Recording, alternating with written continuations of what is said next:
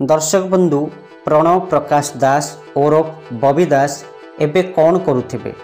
संबलपुर लोकसभा निर्वाचन में धर्मेंद्र प्रधान ठारू हारिबा परे एबे तांको राजनैतिक भविष्य कौन हेबो?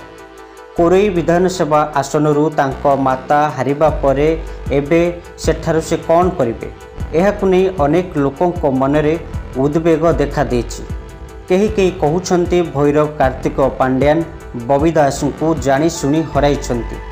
प्रणव प्रकाश दास राजनैतिक भविष्य को ठप करिबा पई पांड्यान बड़ धरणर योजना करथिले। दर्शक बंधु आपण मानक सम्मुखरे संपूर्ण तथ्य रखिबा पूर्व जदि आपण माने आम चैनल को नुआ करी आछथि दयाकर टिके सब्सक्राइब कर दियौ एवं जदि आमर एही वीडियो आपण को पसंद आसीबो दयाकर टिके लाइक कर दियौ।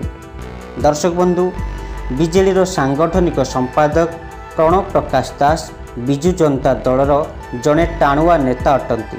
सारा ओडिशा रे बिजु जनता दल को तृणमूल स्तर में मजबूत करिबारे बबी दास को भूमिका ढेर रही, किंतु तांको पतियारा को देखी भिके पांड्यान डरी जाइथिले बोली अनेक राजनैतिक रुचि रखुथिया लोक माने मत व्यक्त करिसेंती।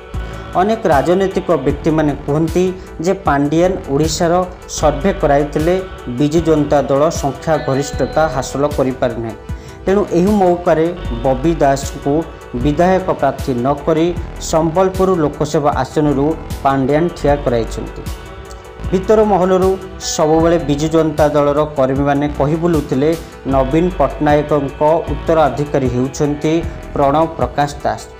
तेणु पांड्यान को यह थिला बड़ षड्यंत्र।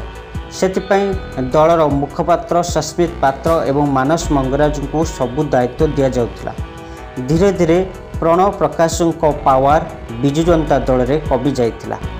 दर्शक बंधु आपन को कौन लगुची जे बिजु जनता दल रे प्रणव प्रकाश दास एबे केउ दायित्व निर्वाह करुछन्ति एवं तांको पावर अछि ना कमी जाइछि? आपण माने कमेंट माध्यम रे आमको जणाନ୍ତୁ। वंदे उत्कल जन।